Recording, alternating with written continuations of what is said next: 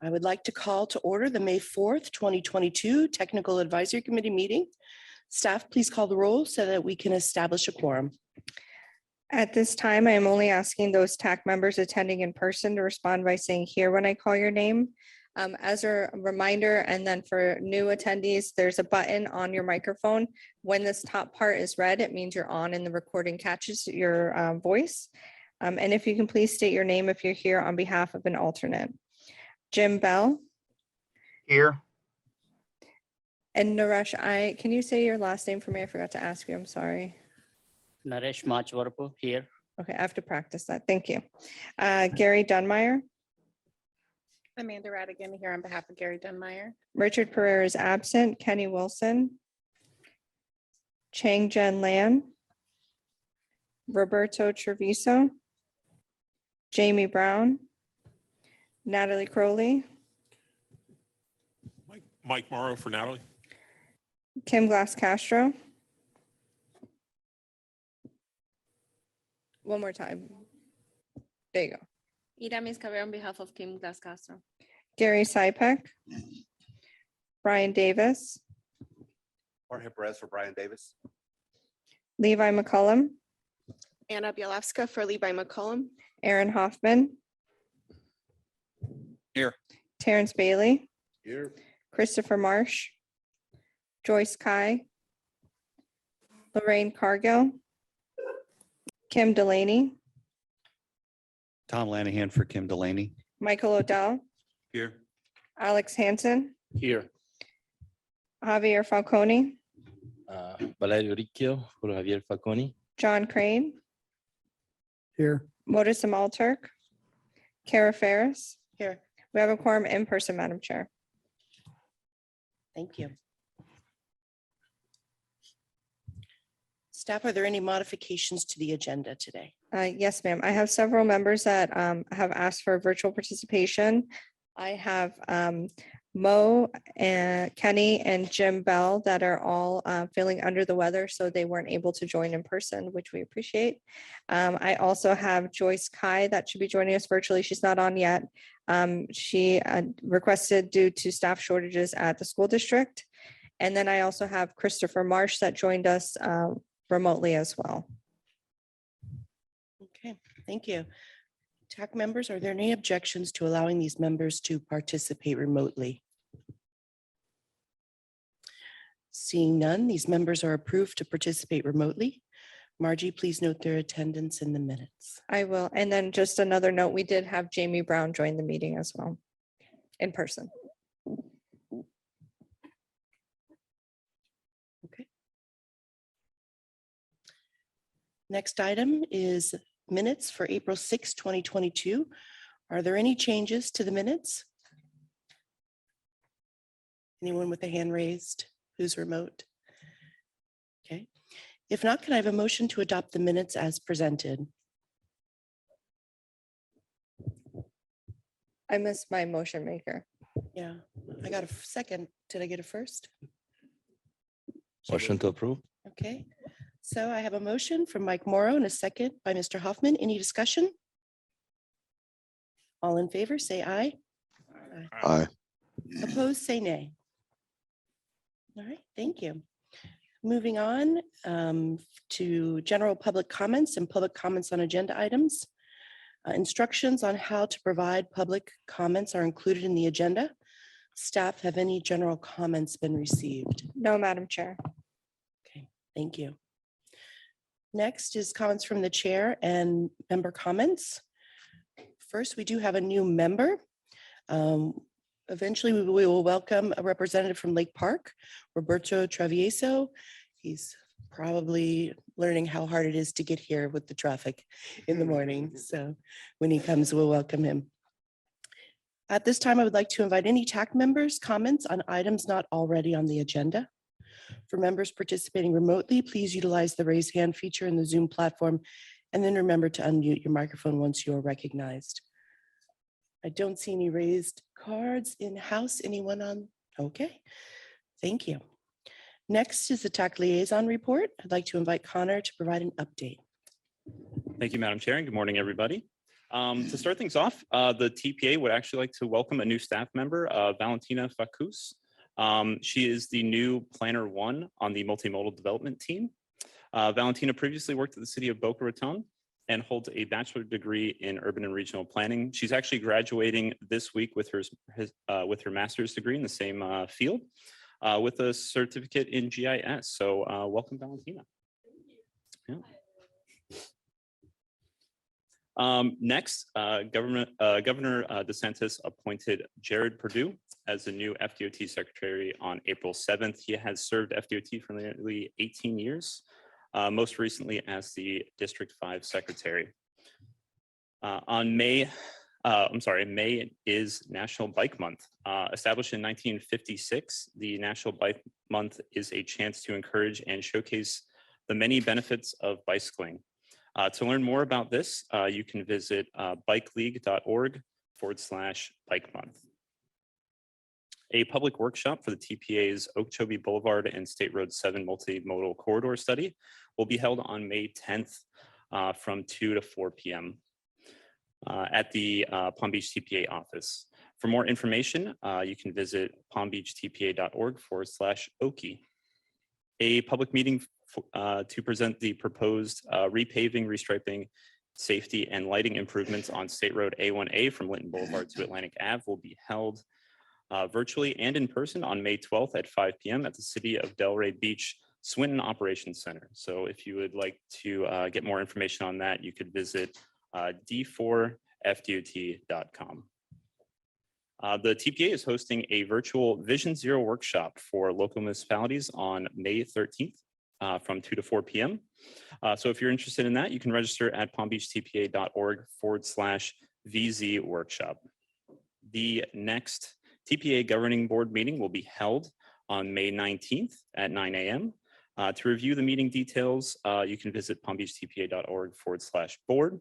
And to watch the meeting, you can visit palmbeachtpa.org/live.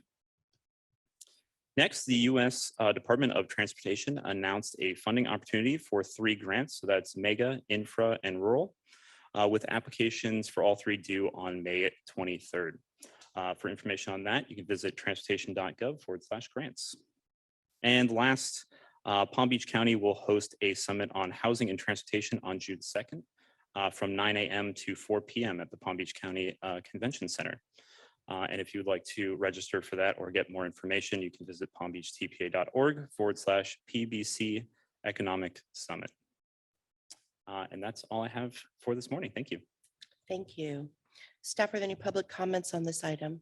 No, Madam Chair, but I do want to note for the record that we did have Roberto Treviso, Will Hicks, and Chang Jen Lam join us in person. Okay. All right. We welcome the new member from Lake Park to our Technical Advisory Committee. Good morning. Okay, and I don't see any raised cards inside in-house, so we'll move on to the next item. Action items, motion to recommend approval of the fiscal year 2023 through 2024 United Planning Work Program. I'd like to invite Matthew Kama, TPA Chief Financial Officer, to present this item. Good morning. Good morning. Our Unified Planning Work Program, or UPWP, for fiscal years 23 and 24. I believe that will be showing up on the screen momentarily to present before you. The UPWP is our 2-year operational plan and budget. So that begins July 1st of 2022 and extends to June 30th of 2024. It also constitutes our application for federal grant funding and includes what will be accomplished, who will accomplish that work, when we will complete it, and our target dates, as well as how much it will cost to accomplish those efforts. And we're bringing before you today the final version, and we'll discuss a little further where we are in that path. The UPWP has 7 core tasks: engage the public, plan the system in the short range, plan the system in the long range, or LRTP, prioritize funding, implement projects, collaborate with our valuable partners, and then everything necessary to administer this agency. I want to identify a few changes in this process as we present a draft and bring it to our committees and our board. And then we work together with Federal Highway as well as the FDOT. There are some comments that come back and we work to incorporate those. At the time of publishing the agenda, we had just received the comments and we are incorporating them now that will go before the board. What I want to identify for you is the changes from the draft to the final that still need to be addressed. In the backup to the agenda, you can see the UPWP as planned in draft form. There is an increase in additional FTA funds available to the TPA in fiscals 23 and 24. So we have increased our budget to properly use those funds. That will be reflected in task 2 or plan the system in the short range. It's where those funds will be applied.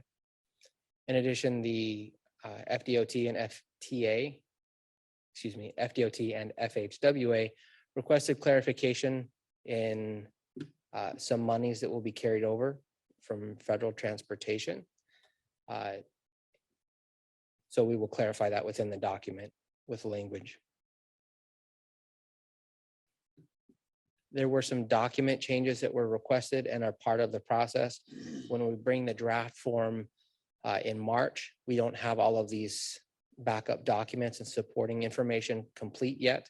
So as we bring the final version, we're incorporating that, and that can be seen in this, the draft that's in the backup for today.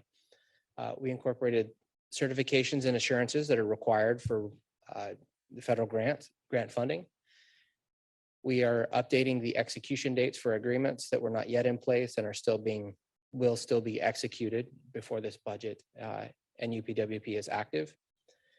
In addition, it was requested that we include the FDOT District 4 planning activities within the document, so that will be embedded within the document itself, as well as federal planning emphasis areas, that those will be added. And lastly, that we update our table of contents to reflect these additional documents that are included. There were some detailed clarifications that were requested in the legal services that we will be using. As an agency, we navigate many waters and require legal counsel to do that. We have legal counsel in place. We will be renewing our contract with them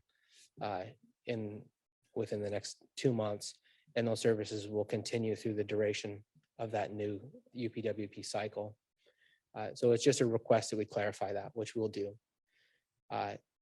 The comments were also to define software purchases in part of the GIS nature of our work here, and many other aspects of providing quality products, plans, and information to the public. We do require some more sophisticated software. It's requested that we identify that more clearly. So we'll do that before taking it to the board in 2 weeks.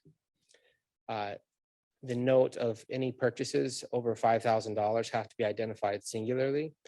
As a federally funded agency, there are specific rules on how we can procure the items that we need. And if it exceeds $5,000, it has to be identified in this plan, or a special permission is requested in it at the time of needing it.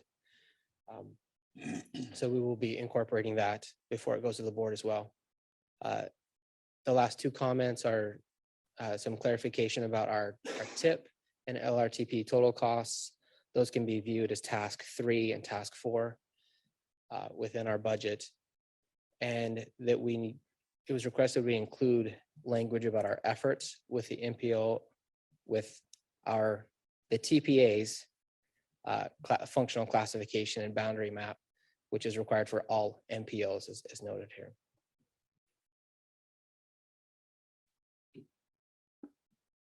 An additional detail request was related to the consultant efforts that we will be using, and we'll be adding this. And I apologize, I know the language is a little smaller, the words on the slides. There's a lot of content to show here. But if you'll note in blue at the bottom, that's our final version. We have planned for that and budgeted for that, but it was not represented within the UPWP body itself. So we're making some adjustments to reflect the budget for those consultant efforts. So that's, and the word draft is missing from the top. So the top version is how it was presented as a draft, and the bottom version is what it will be as final. In a similar fashion, the top version is the draft that was in the backup to today's meeting. And you'll note the completion date says annually. It was requested that we put the month and year. So December of 2023, December of 2024. There's a few notes, a few similar tasks and elements to this that will be changed in this way. And our public engagement efforts, it was requested that we clarify how we provide public meetings and workshops. And this was kind of a language adjustment. And a lot of these details that we're incorporating are discussions that we have with FDOT and FHWA to make sure we satisfy their requirements within this document, and that we provide sufficient clarity to everyone who might see it.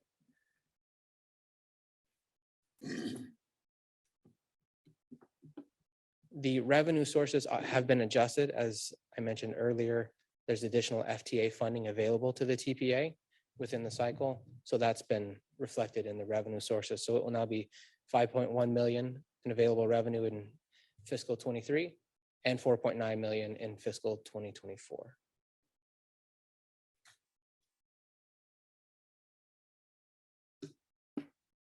Our expenditures are broken down as grant funded and locally funded, and the adjustments for those FTA funds are reflected in those grant funded activities. And again, our expenditures are at 5.1 in fiscal 23 and 4.9 in fiscal 24. Here's where we are in this process. We've presented the drafts back in March and submitted those to FHWA, FTA, and FDOT. We've received comments. We're incorporating all of that. We're bringing it here to you today for a recommendation for adoption to the board. And then we'll take that to the board on May 19th. And today we're seeking a motion to recommend adoption of the fiscal 2023-24 UPWP. Thank you. Thank you. Staff, are there any public comments on this item? No, ma'am. Okay. Do we have any committee members? So for new members, we usually put our card up if you want to make comments. I don't see any. Do we have any online with raised hands? No, ma'am. Okay, I need a motion to recommend approval of the FY 2023-2024 Unified Planning Work Program, and then I can open the floor again for discussion. Motion to approve. Second. Okay, I have a motion and a second. Do we have any further discussion?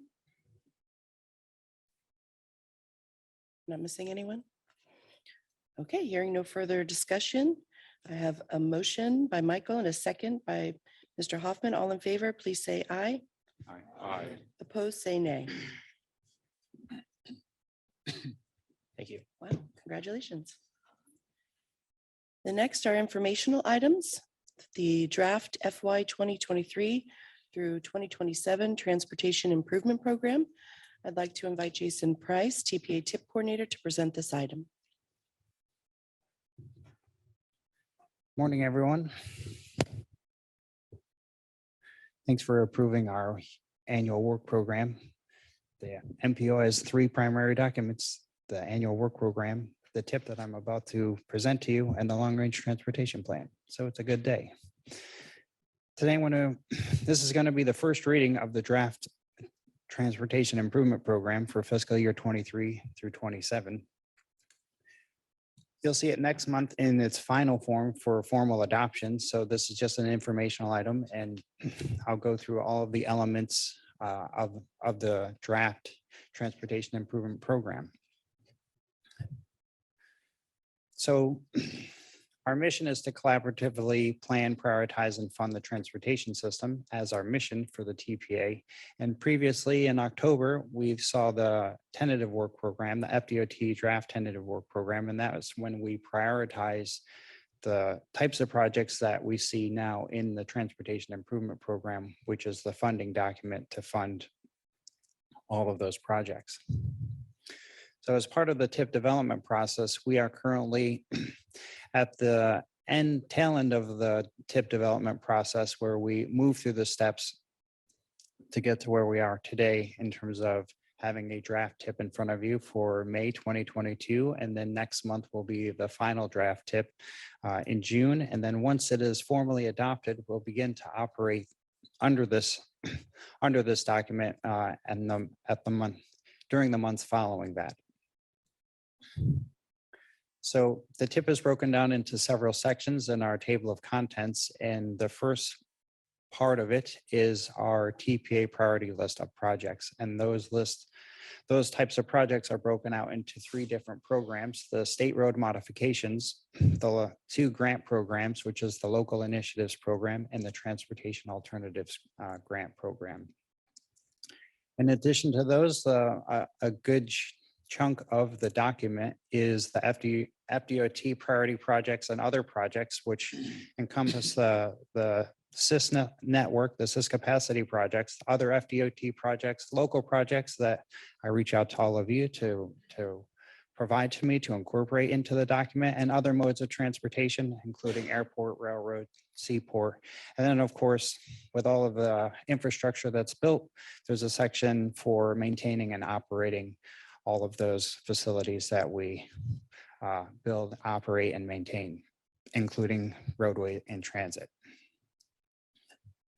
And so in the first part of the document, you see a collection of summary tables, and those summary tables just kind of give you a high level overview of what to see in the project pages. And in these summary tables, you'll see a rank and year for all our priority projects for the 2 grant programs, as well as the state road modifications. So there's a year and a rank that they were selected and programmed. And then the common years amongst the 2 TIP documents, which is the 4 years. And then with each new TIP, there is a new 5th year added. And so each year when I come to you and present to you the TIP, a new 5th year is added at the end of it. And this particular one is fiscal year 2027.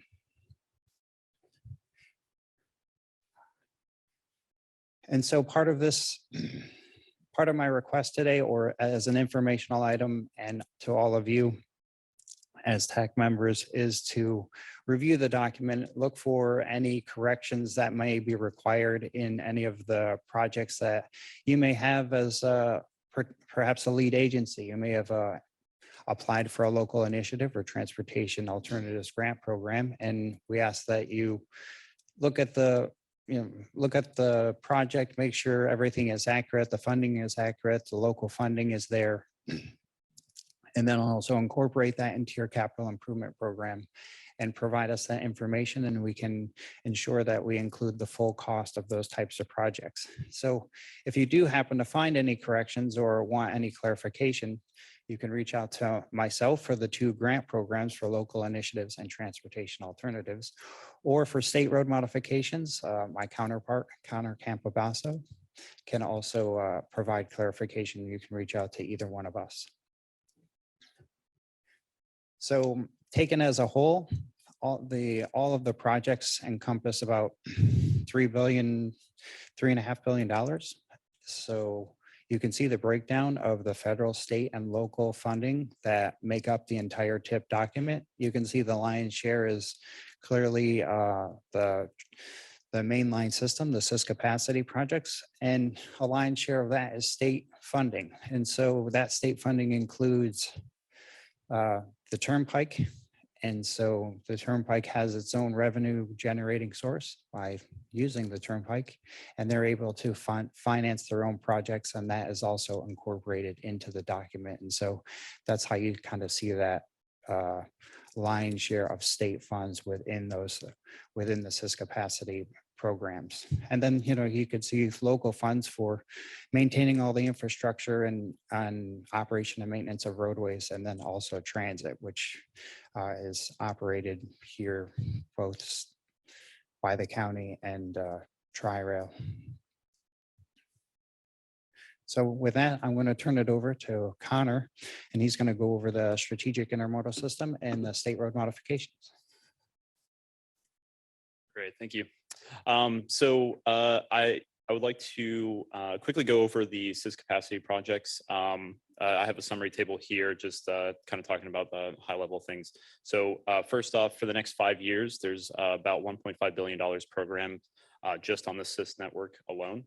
That includes a variety of different projects. I have some broken down here. So as far as Turnpike widening and interchange projects, there's about 900 million programmed for that in the next 5 years. There's 11 I-95 interchanges that are either coming up for construction or going to be programmed for construction in the next 5 years. And then in addition to that, I also wanted to highlight Beeline Highway, since we're allocating a lot of funding to that. So that's gonna be $150 million just for that capacity and project. There's also some other projects on Beeline Highway as well, but that amount is just for the capacity improvements. So stepping down to just the Turnpike alone, there's about 900 million programmed for widenings and other improvements in the county. That includes these 5 capacity projects are listed from north to south, and that fiscal years for the construction of it. That includes Okechobee Boulevard to Beeline Highway, Southern Boulevard to Okechobee Boulevard, the West Palm Beach Service Plaza to Southern Boulevard. And then in the southern part of the county, we have north of Glades Road to Atlantic, as well as Broward County line to Glades Road. I also wanted to highlight upcoming I-95 projects. So this is projects that are programmed for construction coming either soon or later on in the work program. There's also other projects that are happening right now. One of them is Glades Road, which I'll talk about in a later slide, but these are the ones that are coming up. So the ones I did want to highlight here are the 2023. These are going to be happening relatively soon. So this includes Indiantown Road, Belvedere Road, as well as 6th Avenue. There's going to be some other ones later on in 27. These are going to be ones that, if you're interested in, the further the project is out, the more comments we can have and more discussions that we can have. So those are the ones that you might also want to keep an eye on. That's going to be Palm Beach Lakes Boulevard, Hypoluxo Road, as well as Gateway Boulevard. And we just wanted to lay it out in a map for you so you can kind of see the distribution of it. These are all SIS projects, not just capacity projects. So looking at Beeline Highway, there is that widening going on that's going to be costing $156 million. But the DOT is also doing traffic mitigation systems throughout a majority of it. I think that's from the county line all the way to Dixie Highway. They're doing some ITS improvements, as well as connected vehicle improvements as well, and that's going to be a little bit later on. Also, there's an upcoming interchange project on Southern Boulevard, which is going to be interesting as well. And then moving down to the South County, like I mentioned earlier, so those 11 interchange projects, those are just upcoming construction projects. There's some on the way, so you have the I-95 widening, so that's a large majority of the corridor, as well as that Glades interchange project, which is under construction now and should be wrapping up relatively soon anyway. Moving forward to the state road modifications. So this is a program that we set up to kind of help add pedestrian complete streets improvements, safety improvements along FDOT corridors, mainly utilizing already programmed projects for maintenance. We've been working very closely with DOT, and they've been very amazing partners in that aspect to help modify these upcoming maintenance projects, as well as additional projects that we've identified working with municipalities as well as the county.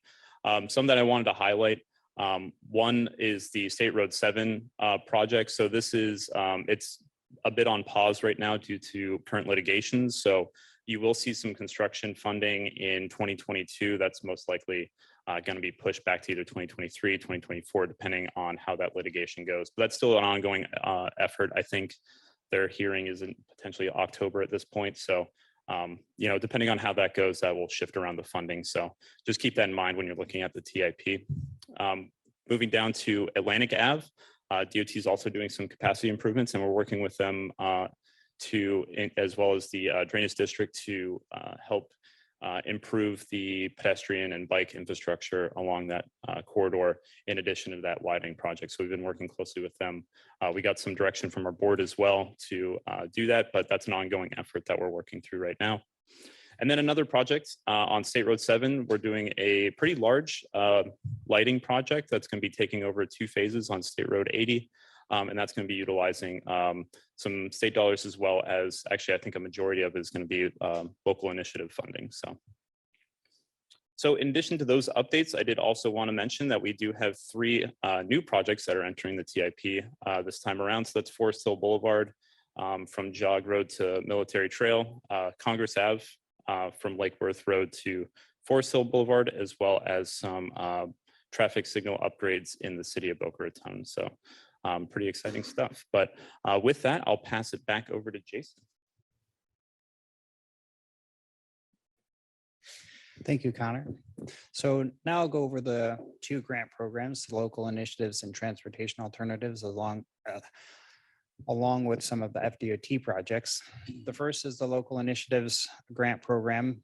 Within the 5 years, the target is about 100 million in federal funds. And in this particular document, we have about 71 million programmed in federal funds. And there's more, it's more like 130 or 140 million with the local funds included in that. And we see about 7 projects that are currently funded in this TIP document for construction in 26 and the new fiscal year 27. But upcoming projects that have already moved through the pipeline and are ready for construction this next fiscal year are Lindell Boulevard, Barwick Road, both in Delray Beach, and Parker Avenue and West Palm Beach.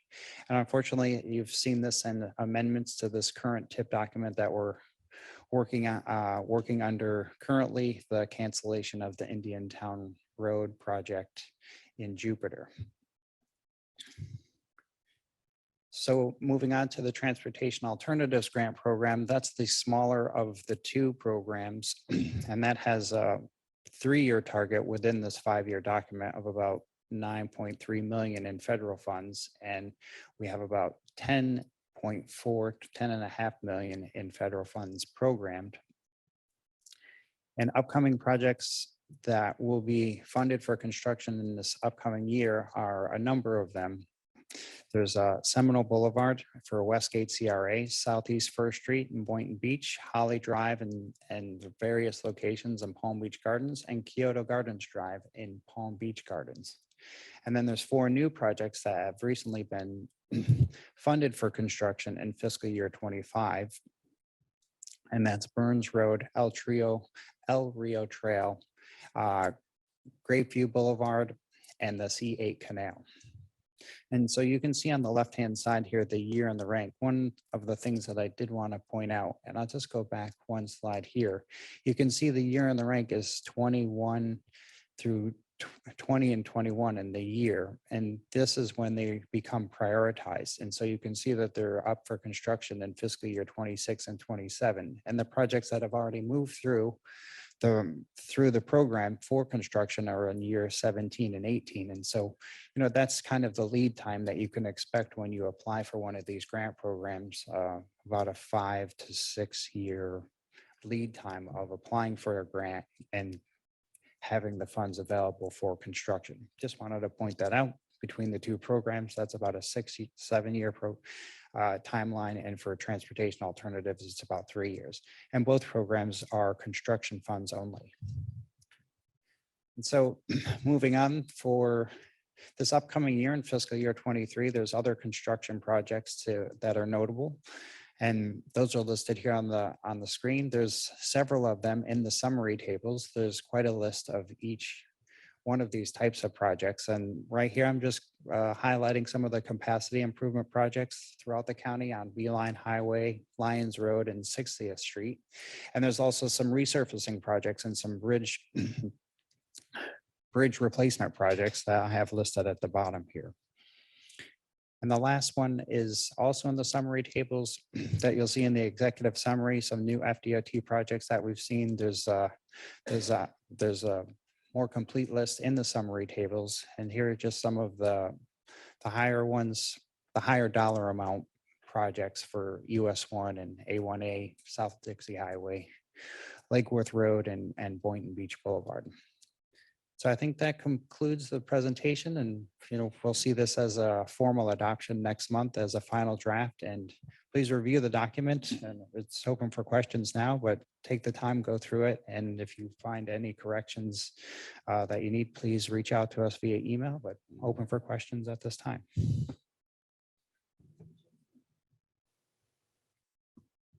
Thank you, Jason. Staff, are there any public comments on this item? No, Madam Chair. Okay, Terrence has his card up. All right. Thank you very much for the presentation. Quick question. I didn't see anything, and if this staff may have to pull this together, is there a way to correlate the current tip with the LRTP? We spent a good bit of time and energy creating long-range transportation plan. It sets out prioritization and is cost feasible, but I don't see, or we didn't discuss a tie back to here's this year's funding or the projected 5 years. They should be correlated, or we should stop doing the LRTP. If we're just going to create a budget every year that is disconnected from the LRTP, then it's required, but Sure. there should be a tie back, right? And then Oh, we there should be is. able to say, okay, if we've laid out this 5-year plan in the LRTP, we're at about 96% correlated. Here are all the intersections we projected we needed to improve. We funded 90% of them. Here are the roads, here are the sections, here's where we have capacity constraints. And come up with, may need to come up with some system. Is it an A, B, C, level of service, a percentage of how they correlate? But there should be a tie back somewhere. Right. So there is a direct tieback in the tip, in that when you see specific projects in the project documents for each project, there is an LRTP number that's listed for those specific projects. But what you're looking for is more analytics of saying, how is the LRTP how is the tip addressing the LRTP in a more quantitative manner, as opposed to there is a direct tie back, because there's a checklist for FHWA and for the DOT to say, how are these two documents linked together? And so we reference a lot of the projects that are in the tip. They come from the LRTP. It's a list that we pull from and prioritize and then implement. But in terms of how are they kind of answering the call of, are they addressing safety or congestion or those types of metrics, I think is what you're asking. Is maybe it's a more data-driven process to say, how are these two documents bound together? And we can do that. We're in the process of developing our LRTP, and I'll let Connor speak to it a little more, because we're in the process of scoping out a document and developing our new LRTP for a new update. And so in that process, that comment is well taken, and we can do that to kind of tie the two together with more data driven. And I understand it could get complicated, maybe just pulling out or creating a annotation that out of this entire tip, 65% of the funding on a gross basis is LRTP driven.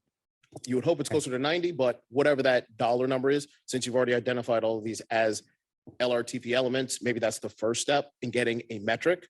Yeah. But there are a number of other metrics we can use to determine whether are we actually implementing the LRTP as approved by this body. And I think I could do that fairly quickly, because there is an LRTP number assigned to the projects in the tip. And so I could easily take those projects and add up the amount of funds that they are programmed for. In terms of the total cost of the project, maybe not just within the tip document. That's only the 5-year horizon. Sometimes it takes 10 years because they're such huge projects. So we could go along those lines, because the LRTP is a 20-year document and the tip is only a 5-year document. So we could probably put those numbers together fairly quickly. Yeah, we can produce a summary table for you for when the tip goes for adoption. We can include that in there as part of that to show which projects are moving forward, which ones aren't moving forward, and compare and contrast those for you. Yeah. And that so would be quantitative, and then we need to probably get into something qualitative. Are we going in order? The number one priority project first, second, third? Because if you're skipping number 2 and going down to number 5, the dollars will look one way, but qualitatively, we're still not following the purpose and intent of the LRTP. Right. So again, something to think about. If you can come up, maybe we could, there's a number of different ways, and it probably need more than one simple metric, but creating some sort of grading. And I want to say in the UPW about 5 years ago, we discussed this of having some metrics correlating the tip and the LRTP in tables in our reporting in the UPW. I'd have to go back and find it, but I know this is not the first time I brought this up about how we make sure that as this body's charged to sort of guide this process, that we actually have a report card to see if we're successful. right. And how the work program is addressing, or at least accommodating the tip and the LRTP and the planning documents that are required by the agency. Yes, thank you. Thank you, Terrence. Alex? A project that I see that keeps being delayed every year now for the last 8 years is the extension of commuter rail to the northern part of Palm Beach County. I mean, I see again now it says PD&E delayed to fiscal year 25.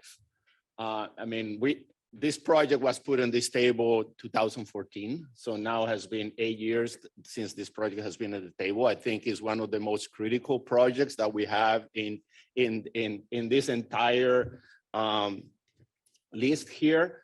And every year, what we do here, we just move it 1 year back. So there's absolutely no action. When I have asked in past years about this, TPA staff points to FDOT, who points to FEC for the lack of action on this. I mean, it's what is it that we need to do in order to have some activity on this project? I know FEC is seeking a lot of different things from FDOT right now throughout the state, as part of their expansion of rail, Orlando to Tampa. They're seeking right away. I mean, there's all these negotiations happening between FDOT and it's really FEC. I mean, we can maybe a sidearm there. I think this is the time to say, well, FEC, if you want this, you need to allow for this, at least the studies for these projects to happen. So I don't know, again, what is it that we need to do in order to have some activity on this project? Because as I said, I think it's critical. It's one of the most important projects that we have here. So one thing that one thing that we're working on right now is we're actually developing cost estimates for how much both the Tri-Rail Coastal Link extension would cost, as well as an extension to the VA center. So we're working on those right now. I think we're trying to shoot for potentially having a presentation to you all in September. Right now, we still have to finalize those cost estimates. We're working with the stakeholders as well. So we have a meeting, we'll set up meetings with DOT, with SFRTA, as well as with Brightline. We're going to have conversations with those. After those happen, then we'll bring some material to you all as an information item. Then why are we delaying the PD&E all the way to 2025? If there may be some activity happening, then I would argue we should keep it at least on year 2024, which is still what, a year and a half from now. Yeah. And then depends on what happened on all these studies, then we can later on determine whether it needs to be pushed back or again, do it in that year. Yeah, and I think it comes, I see Valerie stepping up too, but I think it really comes down to the funding availability as well. So it's going to cost quite a lot of money to actually implement. So I think that's why that PD&E keeps on getting pushed back, is due to the lack of funds. But I don't know if Valerie, you want to. I'll do just two things. So one thing is, it's good that it at least stays in the tip so it doesn't drop off. So at least it's a conversation starter. So it's good to at least be in the tip, because then we know that it's on the radar. And the second thing is, the funds could move through by way of amendment when they get more formalized and they get their ducks in a row. And, that funding probably could be moved at some time. I'm not aware of that, but when things formalize, that could happen. And I'll let Valerie speak. If there's issues with funding within this, I mean, now with infrastructure bill and billions and billions of dollars available for specifically this type of project, we're talking commuter rail, which will have a significant impact. Again, it's a more sustainable transportation project. This may be the time, again, to seek that federal funding in order, if we think that funding is the primary issue to move ahead. I mean, again, right now we're talking PD&E. We're not even talking construction. So. Thank you. Valerie Nielsen, TPA Interim Executive Director. I just wanted to answer to the question about the Tri-Rail Coastal Link. The reality is that this is private right of way. So with FEC, we first have to even have a cost estimate for the easement to even run on it. And we can prioritize capital funds, but until there's operating funds, we can't make it happen. So it's almost like we're programming these dollars, hoping that as a county, as all of our municipalities together, we can identify those operations and maintenance costs, because until we have that, we won't be able to make this happen. There was a lot of efforts that happened in 2013, 2014, Tri-Rail Coastal Link, a lot of studies, a lot of effort that went into it. We continue to try to, estimate the costs, but we need an easement to run on private property. We can't make them do anything. And then we also need the operations and maintenance costs. So there is no funding for the enhanced transit to, and we can't fund that. Our funds aren't eligible for that. So we can only prioritize capital infrastructure dollars. So we need the capital. So we have it there, as Jason mentioned, and Connor, we can continue to say, this is what we want. We can try to tee up those funds so that if we're able to work together to identify a funding source for operations and maintenance, then it lines up. But we have not done that yet. That's not happened. That's not something the TPA can do alone. It's going to have to be, it's an effort that we're trying to help coordinate the parties, identify the corridors through our long range transportation plan, but ultimately it's going to be a collaborative effort. And ultimately the community will have to determine whether or not are we ready for a surtax in end of 2024? Is it another funding source? How will that play out? But we, as a planning agency, can't carry that ball across the finish line. That's something that the county and the voters will have to decide. The PD&E is not an operational program. I mean, PD&E can be done independently of any discussions about operating funds and some of the other things that you're talking about. Sure, I mean, right and now, what is here is just the PD&E. And we keep have, pushing back the we have PD&E. that there, but the reality is that if we can't run on that line, we don't have permission to, then, and those costs become outdated over time. So we are trying to push it forward. As Connor mentioned, we're doing a study right now in terms of cost estimates for the VA extension of Tri-Rail, at least on their rails, but it needs to be pretty close in line. We can't do PD&E and then 10 years later, we're ready to go, because it has to be pretty close in time. But going back to one of my earlier questions is, what do we need to do in order to force the hands of the FEC in order to allow, again, for those things to happen? Again, I do think they're seeking approvals and permits from FDOT or throughout the state for other sections of their rail operations. Again, there should be that conversation. What is it going to require to have that green light to at least continue these studies? It's just, I don't know. I think it's frustrating. We keep just pushing it. And as I said, I think it's a critical project. So Alex, what do we need to do is basically, speak to our commissioners, right? All of us who live in Palm Beach County. This is something that the county is going to have to come up with the money for the access rights to the right of way. That's what Valerie was talking about. In terms of the PD&E, so the FTA PD&E process is different from the roadway PD&E process that we're all used to, right? We can do a PD&E study. We make sure it's consistent with the LRTP, and we hope to go into construction, get the design right away construction authorized. It can sit on the shelf. With the FTA process, I think that, and I'm not an expert, so, you can quote me to your commissioners and I might be wrong, but I believe that it's more of a two-step process. There's kind of a PD&E that you can do, but it only gets so far. Then you have to make an application to FTA, and to make that application to FTA to actually enter into the NEPA process for them, you have to have your funding all lined up. And so what Valerie said is key. We need to have the access rights negotiated, and that's a county thing. It's not a DOT thing. It's not a, us at the TAC level. This is a much bigger issue of who's going to be the operating agency, and then who's going to pay for these dedicated funding source. So one of the things that Broward County has done They passed a tax, sales tax for dedicated funding source. They were able to negotiate those rights, access rights to the corridor. And they're just now, right, you might have heard in the news, the Broward commuter rail. That's the Tri-Rail Coastal Link, Broward County piece. And they've been working with Miami-Dade County to try and get that whole corridor kind of studied in terms of the FTA NEPA process. Palm Beach, I think it would be a mistake to take it out of the TIP at this point. I think it is a priority. It's been in your long-range transportation plan. And if you take it out of the TIP, at least as a practicing agency, you're saying it's not our priority. So, Which I'm not advocating right, to take it out. I by any understand. I'm means. just kind of trying to tell you why it keeps rolling forward, and it's better to roll forward so that it's ready to hit the ground when that ultimate funding piece gets put in place. Thank you, Alex. Next is John. You had a comment? Yeah, I just wanted to give a brief update on the Atlantic Avenue PD&E study from Turnpike to Jog. We had come to an agreement, I think, on a typical section that we were moving forward with. That allowed us to then approach the Lake Worth Drainage District. We had a meeting, a workshop with them. I believe it was around April 5th or the week of April 5th.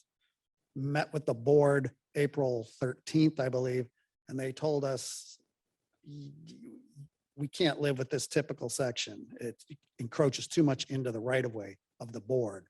So we are kind of back on our heels. They were saying, can you look at ways to reduce the sidewalk down to 6 feet? Can you reduce the bike lanes on the roadway? So I just wanted to kind of informationally get this out here. I think it's going to have to come before the board. We're talking to staff as a way to get this before the board and get some direction. I think my guidance to TPA staff is, if you have, we might need to go to the commission and ask them to have conversations. If they know, the board members at Lake Worth Drainage District, maybe they might need to have some conversations at that level. But I did want to report that this could compromise, I guess, our schedule on that project. I know it's a high priority. Every time we go to the public, they're screaming for it to be done faster and faster. So this is just kind of a status update on that, and you may hear more about that coming in the near future. Thank you, John.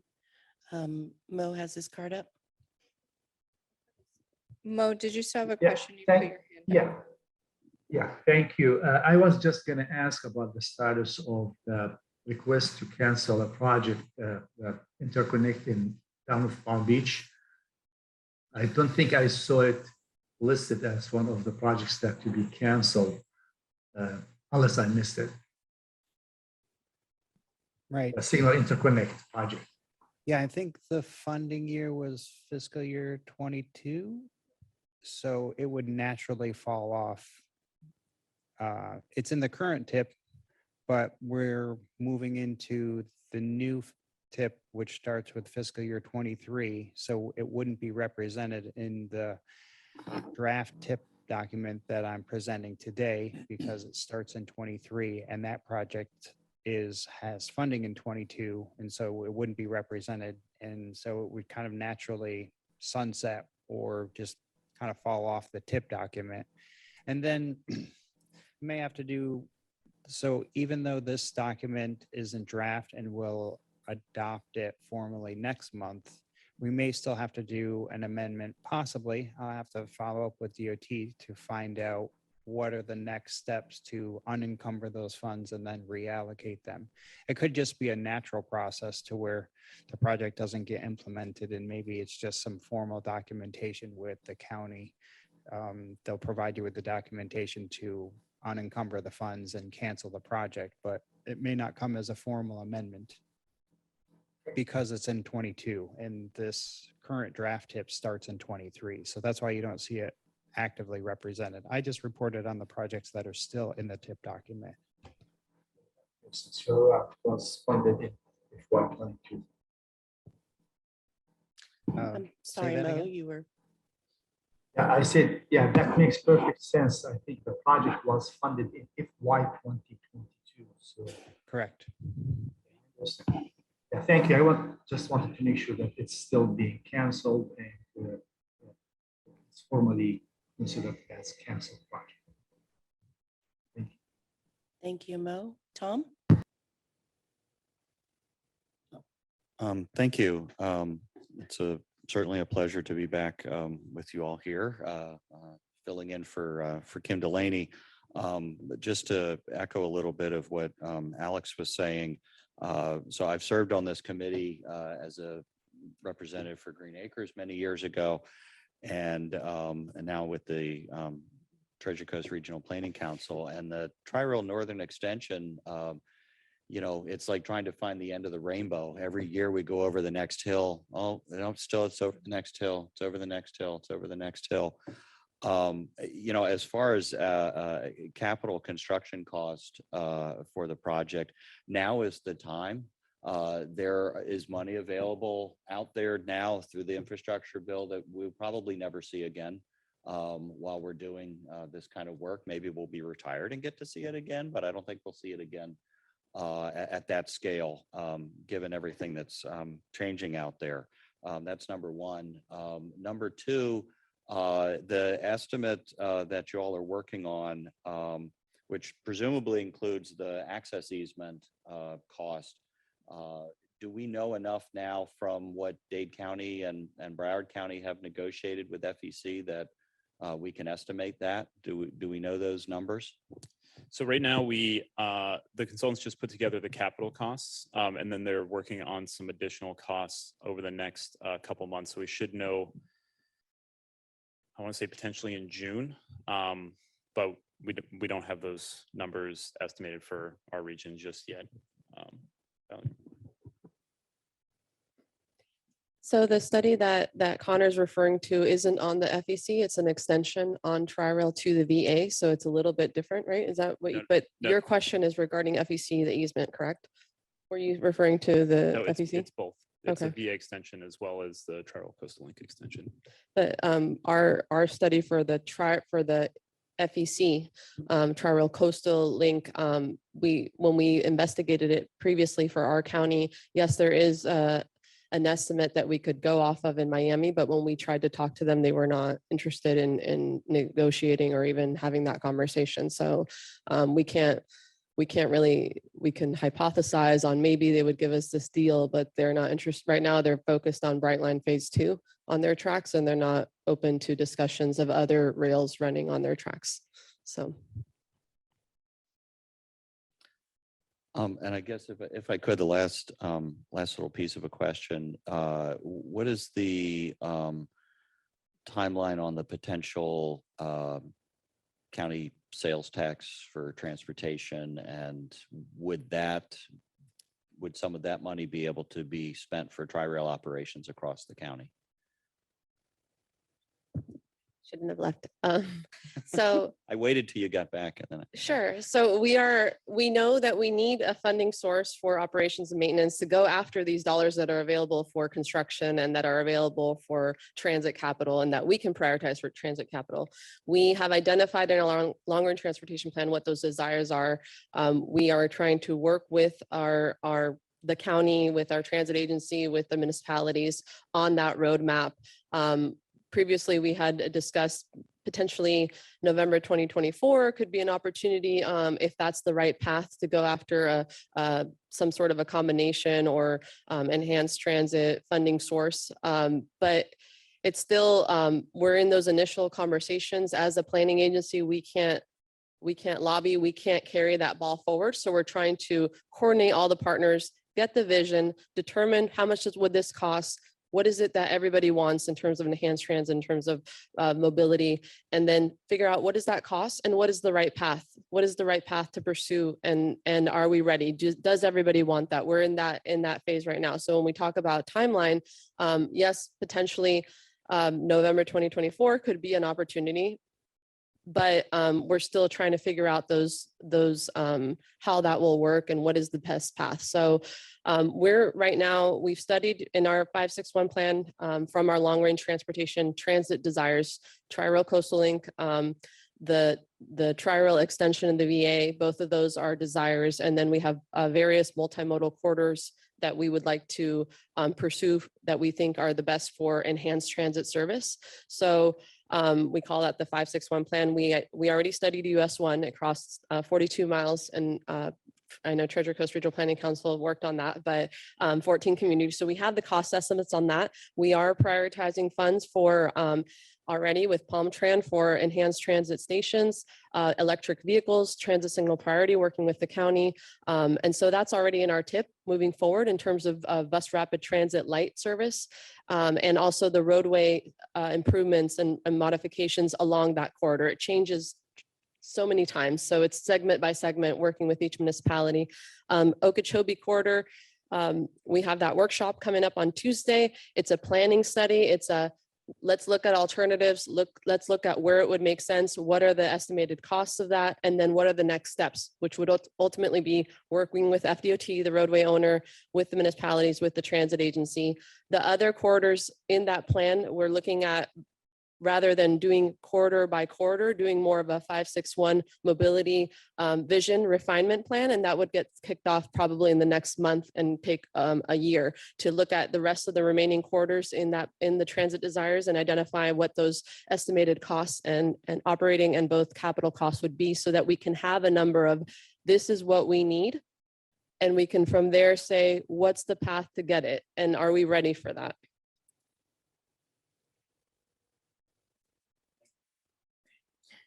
We're gonna do Michael, then Terrence, then Vicky.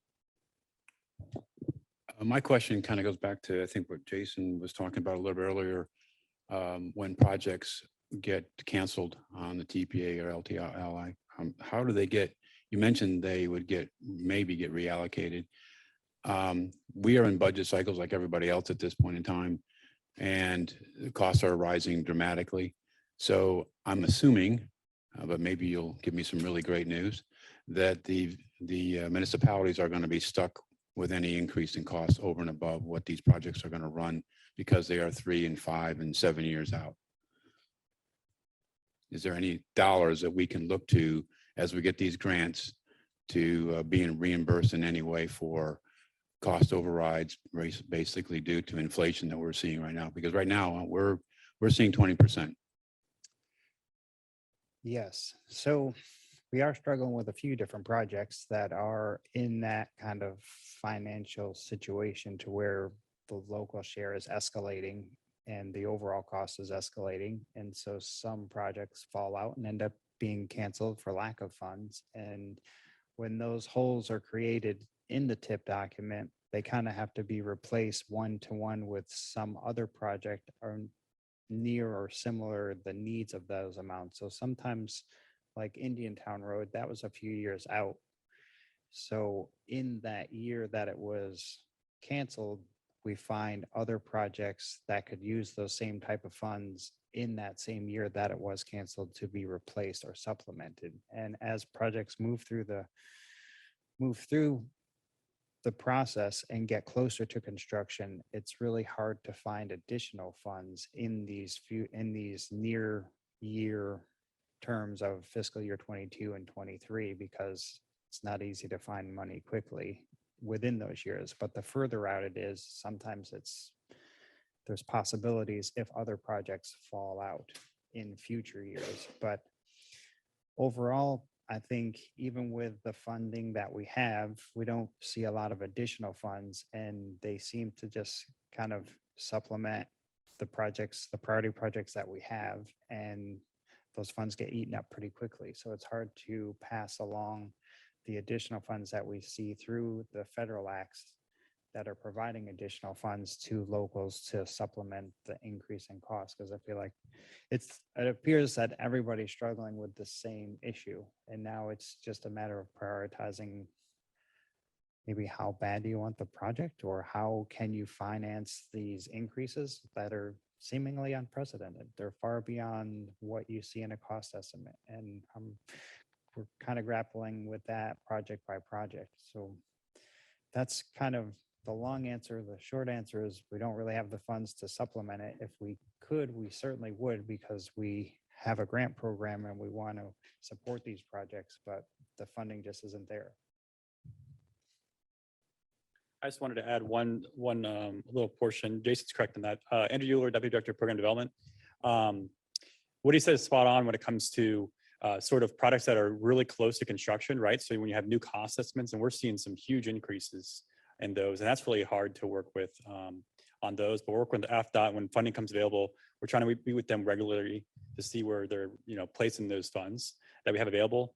I guess some good news long term is with this new infrastructure bill, what you're seeing in this tip is really based on previous funding estimates. And so with this new infrastructure bill, both our LI and TA programs should go up a little bit. TA is going to go up a lot more than what it's currently at. It's at about $3 million. It may double up to $6 million.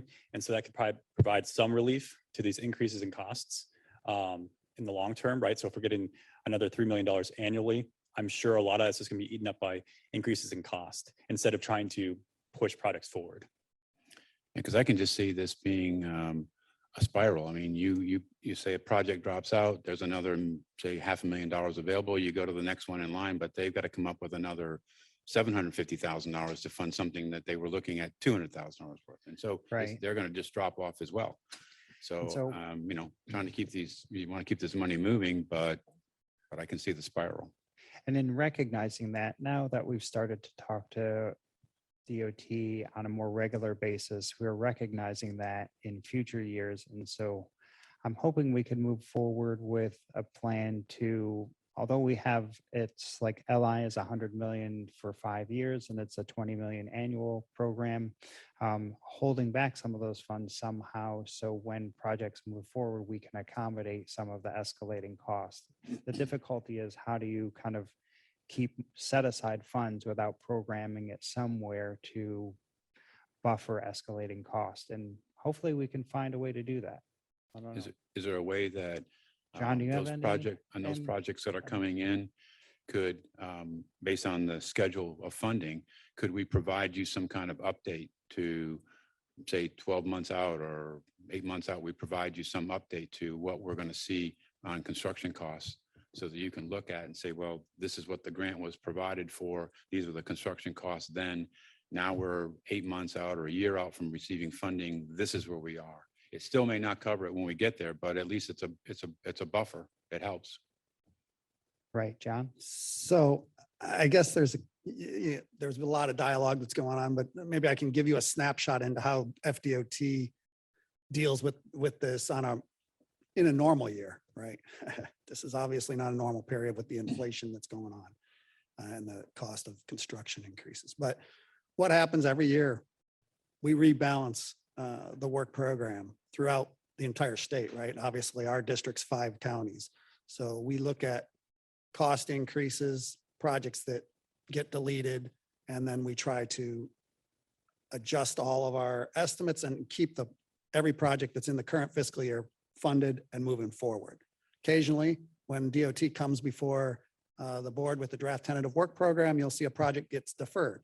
And that's because maybe the cost went up, maybe there was a delay in production. There are things that happen that move projects out. In general, for the LAP projects that you're talking about, the local projects, when there is a cost increase, I know DOT does try to work with the locals and trying to cover eligible costs if there's available funding. So at the time that we enter into the LAP agreement with you all, there is a discussion that goes on, and we kind of see, all right, are the unit costs going up? Is there available funding to help absorb that? I think what you're talking about in terms of a way to plan for a box, right? We've been talking to Broward MPO as well about ways to do that. We can't just keep a contingency box out there, right? We plan to zero. And then feds, track this stuff pretty closely. But I believe one of the things we've been investigating is maybe using some sort of escalation cost. I think we print in the work program instructions some escalation costs that might be something the municipalities could use when they prepare their first cost estimate. So it's a published number that we accept. You could say, all right, here's our estimate, our best estimate. It's 5 years out or 4 years out. and we want to use an escalation of whatever this, your posted escalation rate. And we've been trying to work with our LAP group to see if that's something that we can build into the process, especially obviously in these times right now where the costs are skyrocketing. So we're certainly open to trying to work with you. I didn't want you to get your hopes too high on being able to build a contingency box. It sounds like a great idea. Just put it out there. But there's programming issues with that as well. How do you determine who gets the contingency first? Is it the first project that comes in the door, goes up, and then everybody else is out of luck? So there's a lot of programming issues with that as well that would make it unfair potentially to a lot of people. But in order to fairly address that, I think maybe this escalation in unit costs, just normal escalation, and maybe we'll adjust that escalation due to unit costs right now and inflation. But that's kind of a snapshot of how we do it every year. Yeah, and John, so in line with that, it wouldn't necessarily help any of the immediate projects or current projects in the TIP document, because as you develop that, it would happen in much future years if we were able to even build into something like that. So we're looking at several years out, even if something like that was to be developed. So we wouldn't see a contingency in the next couple of cycles of grants, just as a perspective of this is an opportunity, but it'd be several years out if it was able to be created. Okay, thank you, Michael. That we're done with your comment. Yes, thank you. Okay, Vicky. No, I'm sorry, Terrence. Terrence, you were next. I apologize. That's all right. I'm back on Coastal Link, specifically the VA extension. And I know I'm not going to be able to get an answer right now, but can someone confirm or ensure that the $150 million Beeline expansion does not eliminate our potential opportunity for the Coastal Link at the VA? If they eat up all the right of way, whatever the capacity expansion is going to be, just if there's something we could do now inside of that project that'll make that VA extension easier, or if it's contemplated in the PD&E or whatever, let's not act like they're not sitting next to each other with adjacent right of ways. And it is a priority for the city of Riviera Beach and the larger community out there to try to diminish traffic coming into the core. And if we can get a transit and have people basically a park and ride out in that area, I think it'll serve all of us in the North County. Yeah, we've been working with the PM for that project. We've been participating in the public hearings that they've been doing for that Beeline extension project. Been working with Jim as well with DOT. So we'll make sure that they're constantly aware. I don't think they're impacting any of the trains right of way. As far as station right of way, we'll continue to work with them and make sure that that doesn't eliminate the potential of a VA extension station up there. So, but it's a good comment. We'll make sure of that. And basically to Alex's point, and I think I've been here for a decade and Alex has got more time than I. We've been talking about this operating funding for feels like 2 decades to get transit in the North County. So I still didn't hear of how do we land the plane? We all know what it is. It's going to have to go to referendum. It's going to the ballot. How do we get to the ballot? Can this body make a motion to the TPA board and have the TPA board make petition to Palm Beach County to put it on the ballot for a dedicated funding source? Is that in our authority? Because Valerie said that we're not allowed to lobby. I don't know if lobby is the right word. We're an advisory committee and we advise that you go find some money. I mean, help me here, because again, as somebody who's been at this for 10 years, we still haven't landed on how do we land the plane? Yes, the board can make a resolution requesting that the county investigate this and advance the operation and maintenance funding source for enhanced transit. It really needs to be the county and the transit agency that advance that funding conversation. We're a partner in that, in identifying the needs and the costs and the benefits of it. And that's what we're trying to do because we haven't gotten there yet. So with those conversations. So we have our desires, as I mentioned, we're doing the planning studies, but we really need them to get to the table, and that's what we're working on. So to answer your question, the TAC could request that the board make a resolution saying that to please county pursue a referendum for enhanced transit funding. We're trying to navigate, the roadmap for that right now in terms of, again, identifying the cost, the needs, the benefits, getting everybody on board with that vision, but also not getting too far ahead of ourselves saying, this is, we need a surtax on this date because there are competing interests. So we do want to make sure we do it right. And we don't put the cart before the horse, I guess. But to answer your question, yes, you could request, hey, we really need to move this conversation forward.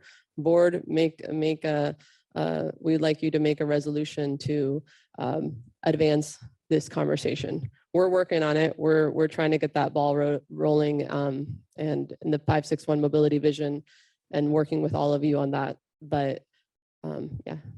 Great. So then I'd like to make a motion to request the TPA board make a resolution to Palm Beach County Commission to authorize a countywide referendum for dedicated funding source for operational dollars for Tri-Rail Coastal Link. Second.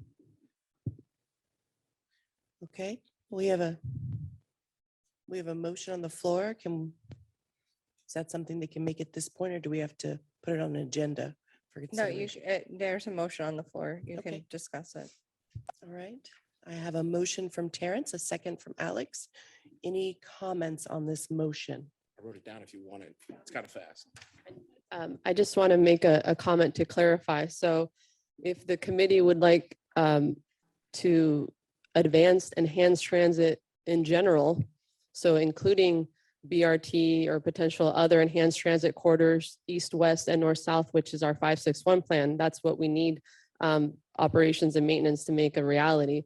Tri-Rail Coastal Link is just one of the lines on that plan. So that might be something to, if you, that's what we really need, is a countywide enhanced transit funding source for operations and maintenance to move these desires forward. Tri-Rail Coastal Link is one of those lines. And again, we can't, even if we had operations dollars, we can't run on that line until FEC, private entity, allows us to, and legally we can't make them do anything. So just want to clarify, if you want to, carry the conversation forward for operations and maintenance dollars for enhanced transit in this county that serves all of the communities, that's more of a broader request. I hear you and I understand. I'm a little resistant to that because we can't walk and chew gum yet. So there's no way we're going to be able to dunk a basketball and get all these transit dollars. While I understand that this will appear to facilitate the communities further to the east, I'd like to see if we can at least get this done before because again, if we go with your suggestion, you're going to set up an argument because there's a limited pot of funds and everybody's going to want to reach their hand in the bucket. If we just focus on this one thing that we haven't been able to get done for 20 years, I'm not going to say some of these other issues are a little Johnny come lately, but if we just try to focus on getting one thing done first and then make people believe that transit's a reality and expand it over time. I don't know that we could sell to the communities that transit is this panacea. So we should go out there because it's not going to be cheap, right? So I will entertain a friendly amendment if somebody wants to put one on the floor, but I think it should be discussed thoroughly on whether we honestly believe that we can go in a referendum and ask for all of that versus having a very specific and narrowly tailored ask of this county.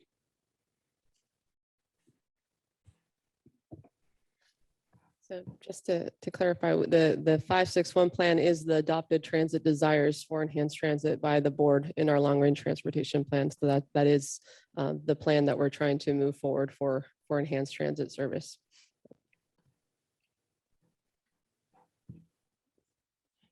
On this motion?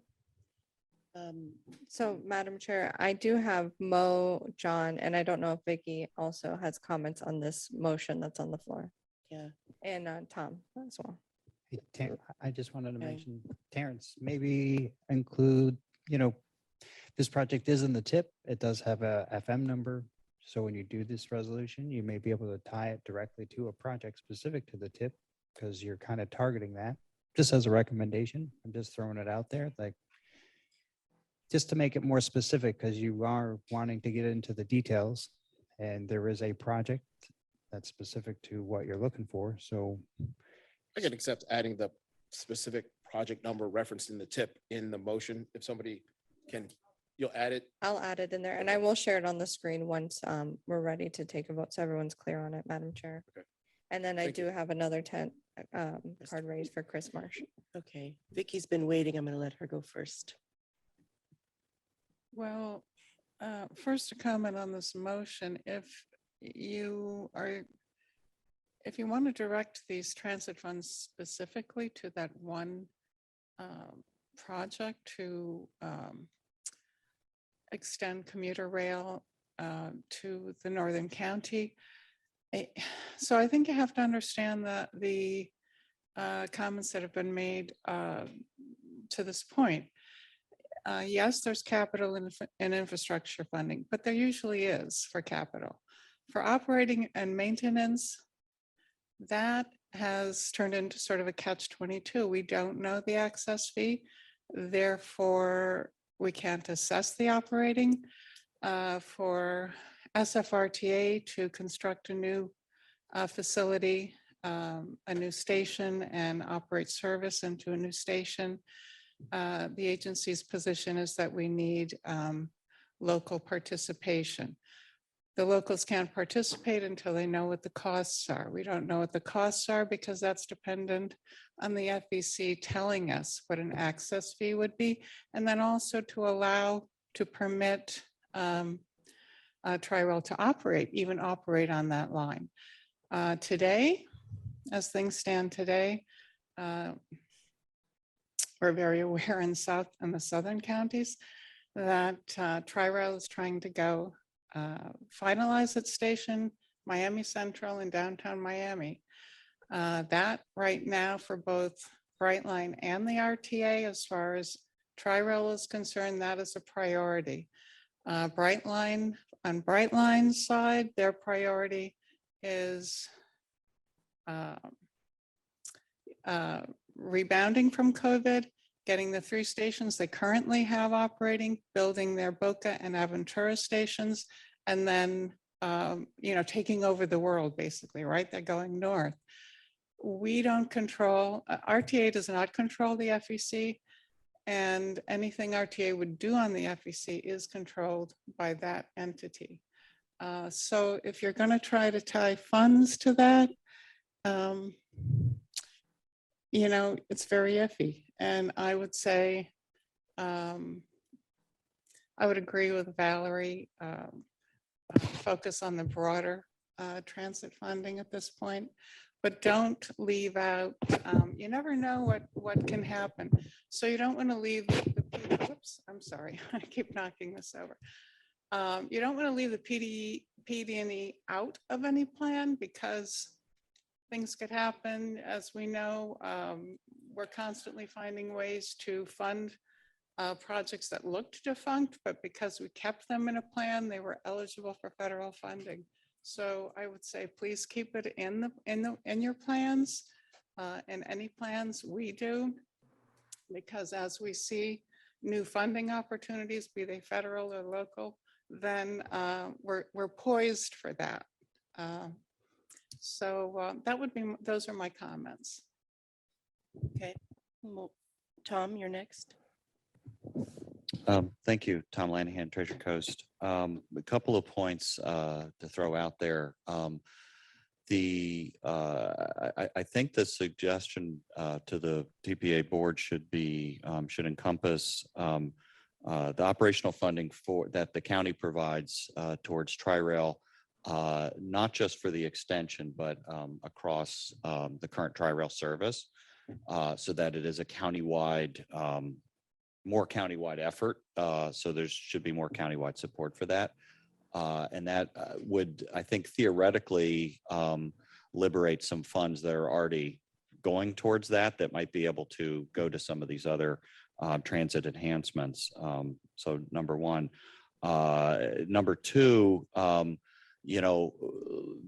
access issues with the FEC and Brightline, they are going to be poised to be looking for some very significant dollars out there for just 2 bridges or tunnels or teleporters, whatever, however they're getting across the New River in Fort Lauderdale, and also up in Stewart, and maybe even elsewhere along the line. So there's some very significant asks out there that this is the opportunity for our partners at FDOT to say to Brightline and FEC, if you want this $1 billion for this bridge, you will provide access at this reasonable dollar amount for commuter rail on your system.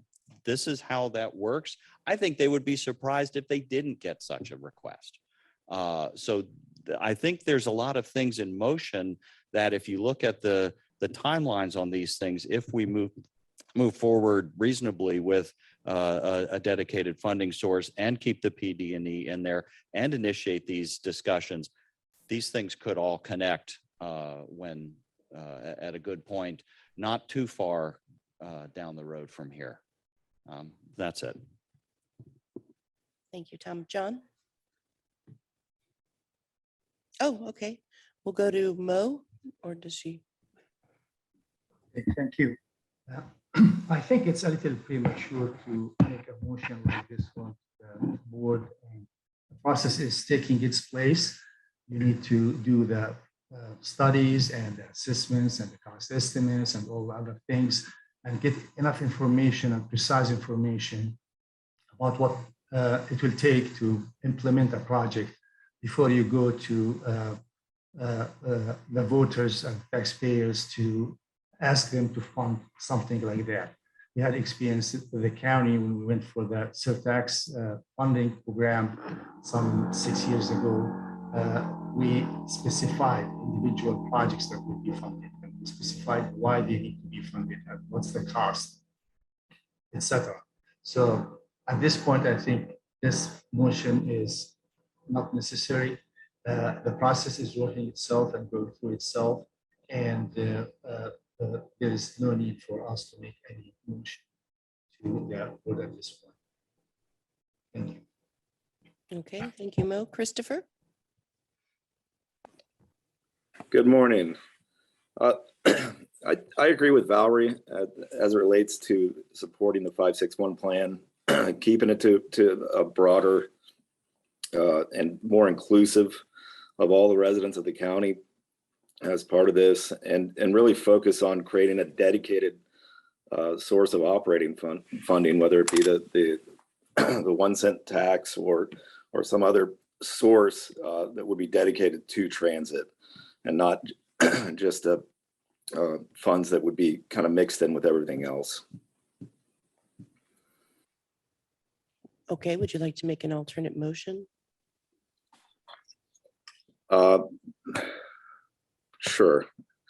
The alternate motion would be to create a dedicated source of operating funding to support the 561 plan with specific emphasis on the Tri-Rail Coastal Link.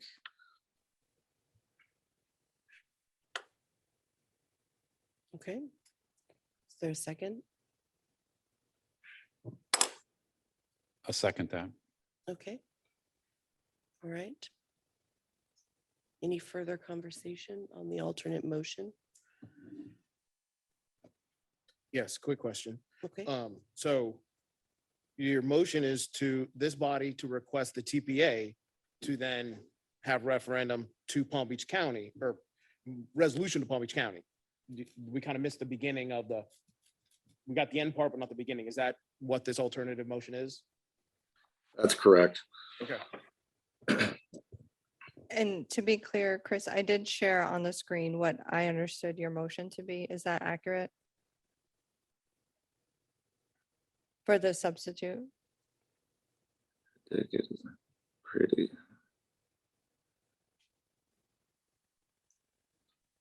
I think you need the first part of my motion, the motion to get the TPA board to bring resolution to Palm Beach County to get.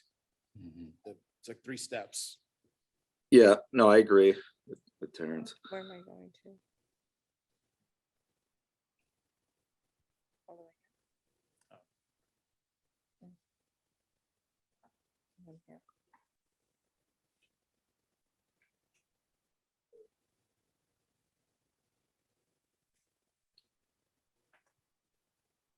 While we're doing that, Chair, procedural question. So do we take my motion first, and then if my motion fails, then we go to this alternative motion? Or do we do the alternative motion first, and if it fails, then we return back to my motion? We would do the substituted motion first, take a vote, and then if it fails, we would go back to your motion. Um,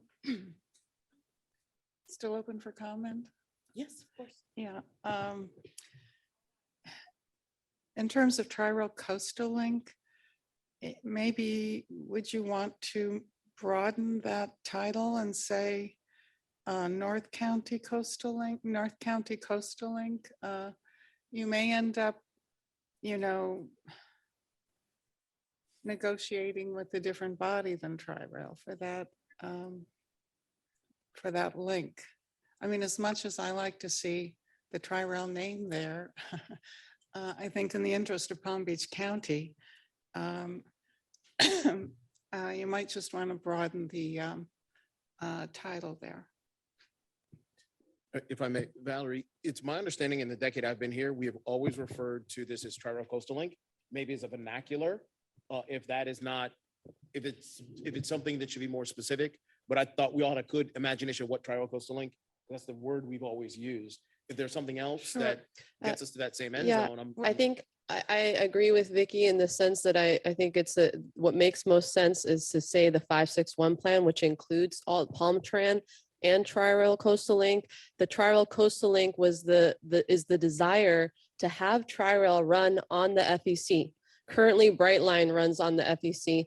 Until FEC allows Tri-Rail to run on Brightline, then there is no Tri-Rail Coastal Link. So if there were, with what Vicky is referring to, if potentially there were funding to say Brightline, could you add in a station in the town of Lake Worth Beach or in whatever town? It might be or Palm Beach Gardens. It might be a Brightline station versus a Tri-Rail station. So the Tri-Rail Coastal Link is a vision, is a desire, but it may not be Tri-Rail running on those tracks.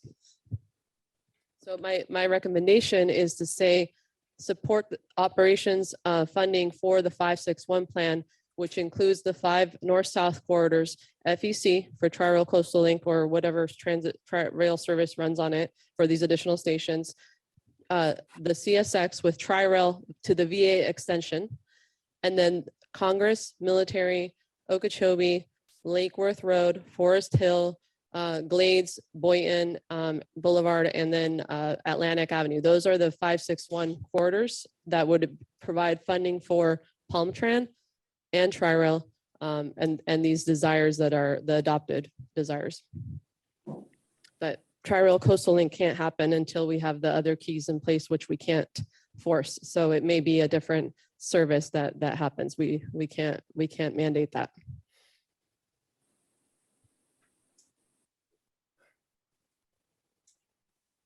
You have Mo and then Alex. Vicky, are you done? Oh, yes. All right, Mo? Thank you. Yeah, I have issues with both motions. One of the issues that I have with the motion that is now on the screen regarding the support for the 561 plan in general, I think this is about jumping the gun. We don't know yet. We agreed and we discussed this in the past repeatedly, especially when we're developing and adapting the current LRTP. I'm sorry, Mo, it is really hard to hear you. We're getting every other word. Are you able to get closer to the mic or pick a different mic source of some sort? All right. Can you hear me better now? Yes. I'll start to speak up. Okay. Sorry. So the issue with the 561 plan and border support for the operation, etc.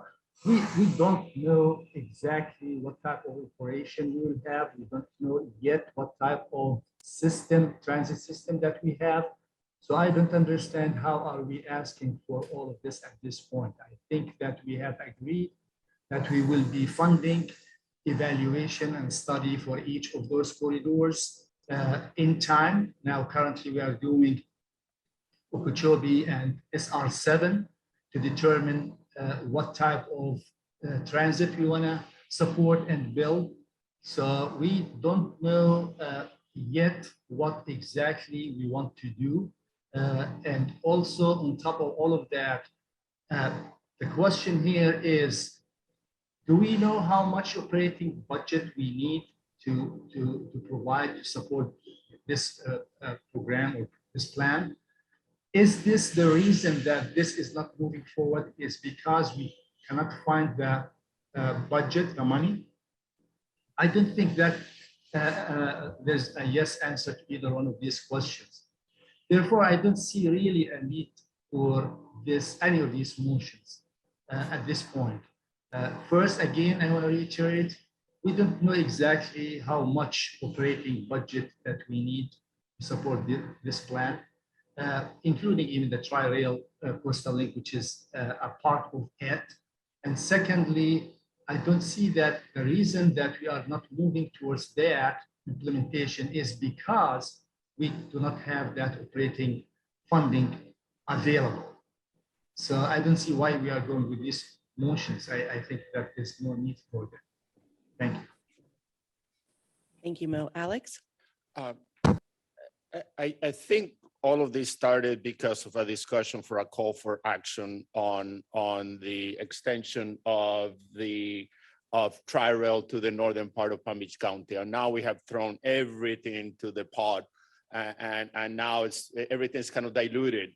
We're asking for everything from everybody, which is not what this was supposed to be about, at least what I thought on, and I don't want to speak for others, for Tom or Terrence, but I'm a little bit concerned that now we're throwing Congress and stuff on Glades Road and who knows what into this whole discussion. I mean, this was, hey, we need some action, some activity from the TPA board to basically initiate a conversation or prompt the county to do something to see what needs to happen in order to have the extension of Tri-Rail to the northern Palm Beach County. To me, that's what the conversation was about. And now we have, again, thrown so many things. So that's why I think we should keep it more focused. Obviously, I seconded Terrence's motion. I'm not philosophically opposed to what Christopher is proposing. I am concerned with what TPA staff is suggesting, because again, now we want everything funded, everything is at the same level, which is not what the conversation is about. We want some activity, some action, some movement on the extension of Tri-Rail to northern Palm Beach County. So let's encourage the TPA board to talk to Palm Beach County to do something about that. That to me is what I want to see here. And now, again, we are putting way too many things into this. So I'm a little bit concerned about now how this is being expanded into this overall conversation about the overall 561 plan, which I'm not opposed about. But again, we're talking about a specific item here that we have been discussing for 20 years, that was included into the TIP almost a decade ago, and there hasn't been any activity on. So that to me is what this should be about. But you're also linking it with the referendum, a countywide referendum. Correct, but again, at the same time, this is not about everything. Every transit discussion in Palm Beach County, specifically, we do want to see some movement on this. And this is the project that is included in the TIP right now, for which there hasn't been any activity for over a decade. But your motion is advocating that that's the focus of the referendum. Absolutely, yes. Karen, can I just clarify? The board did take action on this. They actually established a subcommittee to advance the Tri-Rail Coastal Link with the county. TPA paid our consultant. We had several months of meetings. We hit a dead end because we could not, as Vicky said, get an easement or even an estimate to the easement. The private property owner was not open to the discussion. So we did really pursue this. We asked the municipalities along the coastal link, as Vicky said, to pursue resolutions for local operating dollars to help support those stations. And to date, none of them have. This was a couple years ago, but the board did take action and did try to advance this conversation. So in terms of no action happening, there has been action. We just hit a stalemate on it. And as Vicky mentioned, right now, FEC is focused on adding their additional stations on Brightline and phase 2 of Brightline to Orlando. So they are not open to these discussions at this moment in time. But I understand your point that you're just trying to focus on that discussion. What I was trying to clarify in terms of this motion.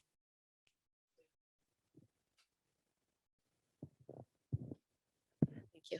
And to Mo's point, Mo is correct. We need to do the studies. We need to identify how much does it cost? What are the alternatives that are being proposed? In terms of this motion, it's more of a motion requesting, my understanding of the motion is requesting that the TPA board make a formal resolution to the county to authorize pursuing a funding source. More details need to be established on what that funding source is, on how much it is. Those are things that the TPA is helping to work on right now. But the motion itself is just more of a formal request to the board to request the county to pursue this. That's my understanding. So that's the clarification that I was trying to provide. Okay. We'll go with Christopher. And then Terrence And then raised his hand Terrence. card and Vicky raised hers and Alex, are you good? No, Alex probably still has Maybe. his up. All right. So Chris, when you're ready. Thank you. I think that the big picture is we're looking for somebody to take the lead on operating these stations. None of the municipalities are stepping up and doing that. That's why these PD&Es are not moving forward. So this hopefully will get the ball rolling and create those much needed dedicated funds to operating, so we could start leveraging the matching federal funds for infrastructure. So I think we do need to keep it big picture, and obviously as part of the 561 plan, we're going to prioritize what are the most important links and do those first. But we really need to look at the whole picture, and we need to create a lasting dedicated operating funding source if this is going to work. And it does need to include everybody if it's going to work. We can't just focus on little pieces on the coast and leave everybody out that is west. And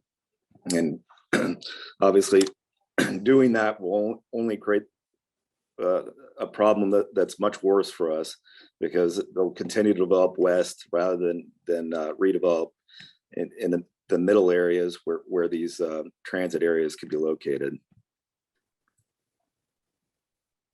Okay, we'll go with Terrence and then Vicky. Okay, I just wanted to reiterate, this is just a recommendation from this body to the TPA board. It could land at the board and they're like, we love our plan, we love what we're doing already, thank you, and we're gonna keep moving.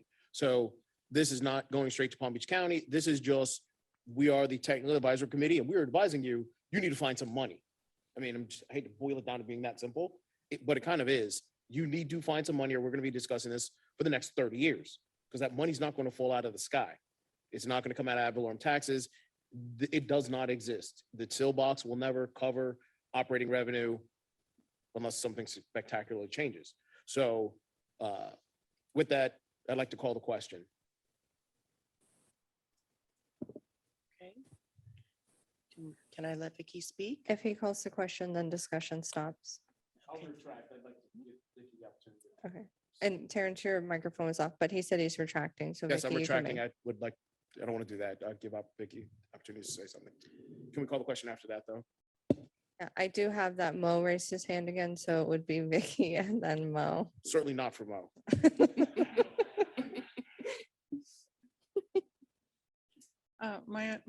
I guess my only comment at this point is that, if this motion is supported, just that, we need to understand that you could still end up with the same conundrum that, you need approvals for access fee and to get on that FEC corridor.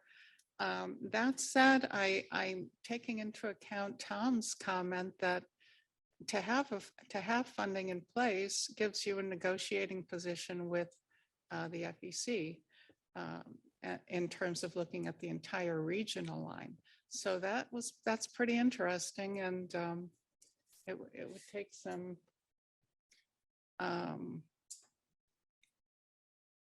take some intelligent and strong negotiators, but it's a possibility. So I would support this motion the way it is. The substitute or the original? I'm leaning to the substitute. Sorry, Alex.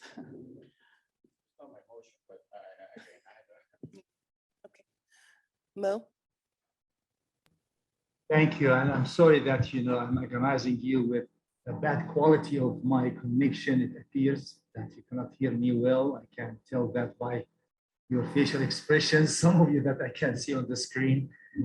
My point is that here that the funding for the 561 plan and including the tri-rail, the coastal link, etc., was part of what is now being discussed broadly, the initiative for the 1 penny or whatever surtax that we wanted to jointly push for to support transportation in the county. And I believe we are calling it at this point the transportation tax.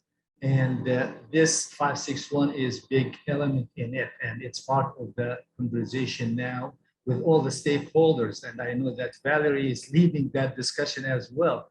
So that's why I'm thinking that, putting forth this motion now and recommendation to the board is distracting, and it really doesn't look good when you go out and ask for money and support when you don't exactly know the specifics of what you want to do and how much exactly it's going to cost, et cetera, et cetera. So from that perspective, I believe we should not be pursuing a motion like this one.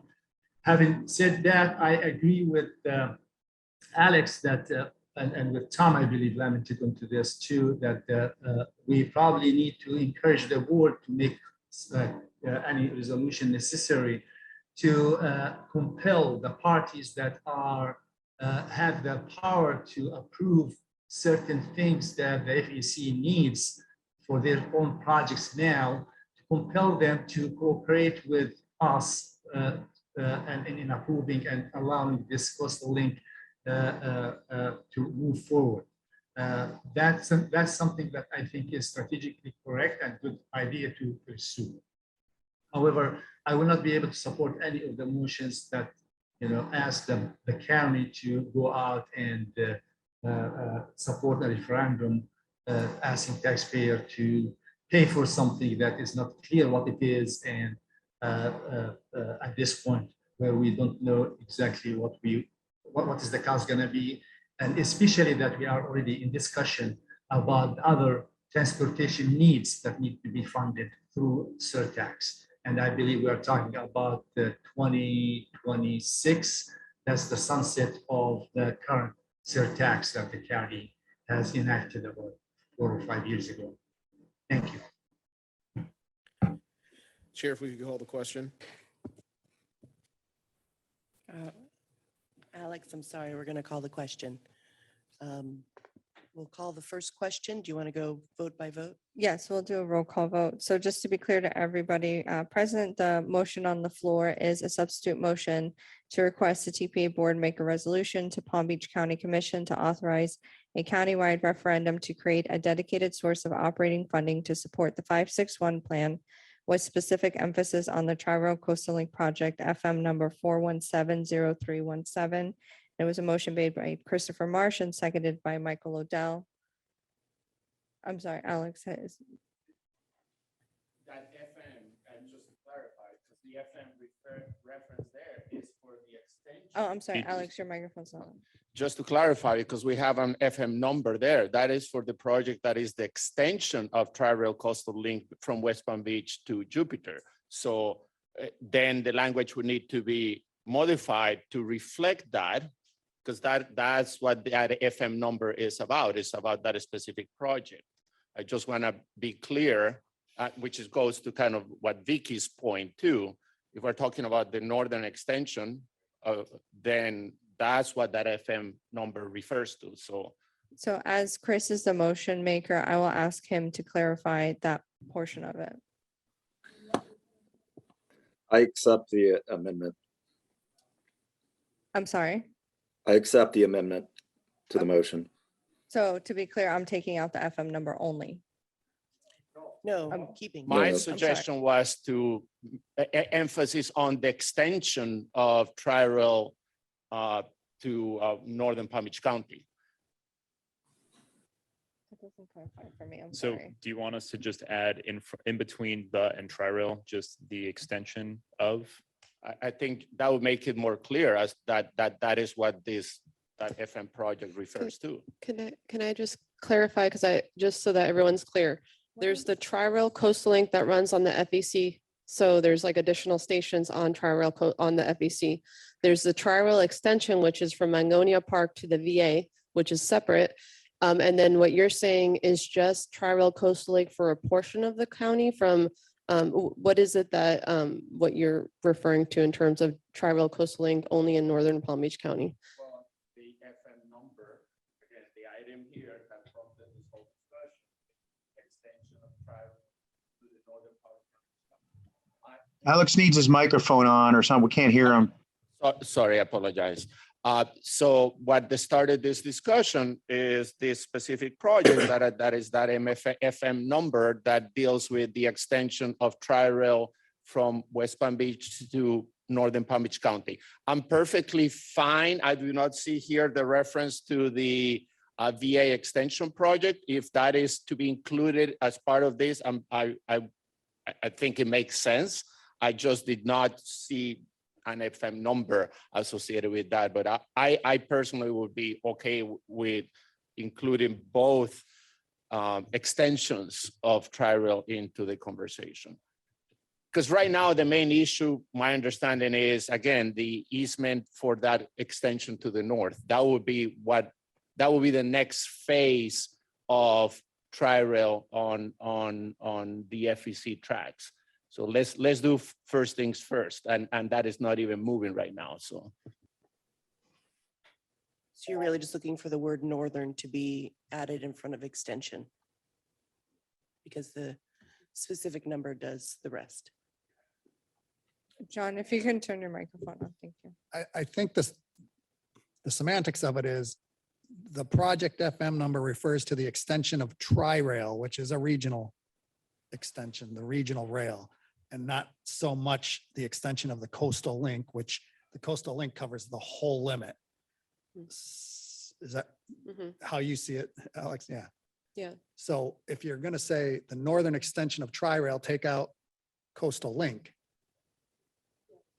And then if you want to add in the other projects, you could say, and Tri-Rail Coastal Link and the extension to VA, you know. So So yeah, those are- matching the actual description of the project number.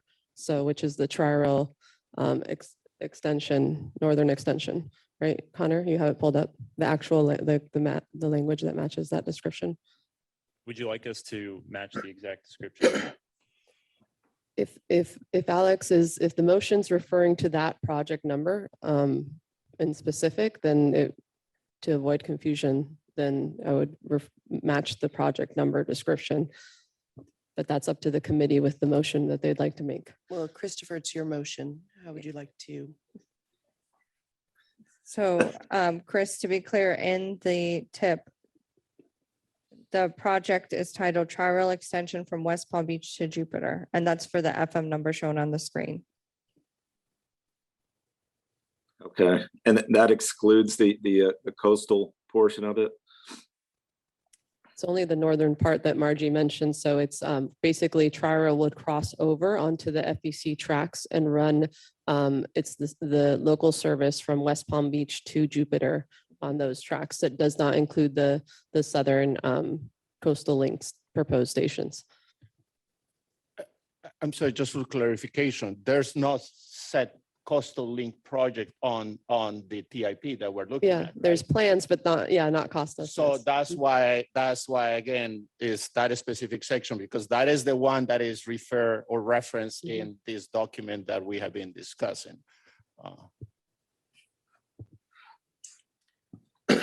I'm good with how it's written right now. Okay, Michael, do you accept as a second? Yes, Yes. thank you. Okay, Okay, so everyone's clear of the motion on the floor? yes. Thank you. I'm going to do a roll call vote. Please state yes or no when I call your name. Jim Bell, Yes. Naresh, and I will get your last name, I promise.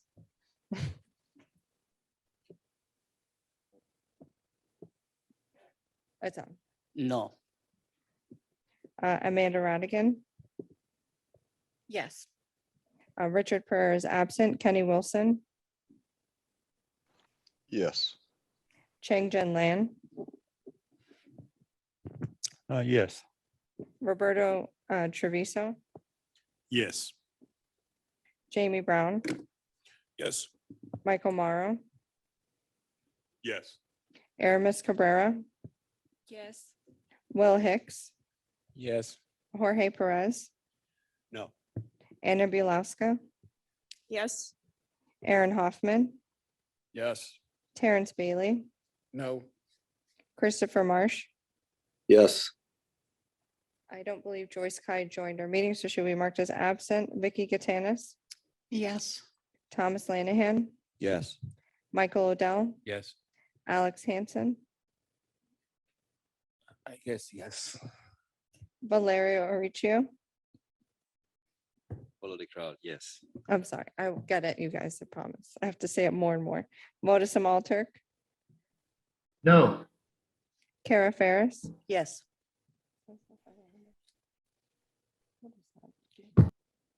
Motion passes. it passes 18-4. Okay, you brought the conversation up. That was good. So do we technically have to take up my motion? No, this substituted your motion, so your motion is no longer valid. Okay. And now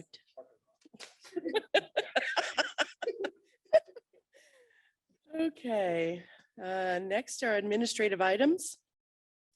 Items 4A and 4B are informational only. There will be no staff presentation unless requested by a committee member. Staff, are there any public comments on these items? No, Madam Chair. Okay. Our next TAC meeting is scheduled for June 1st, 2022. At this time, our committee meeting is adjourned. Thank you.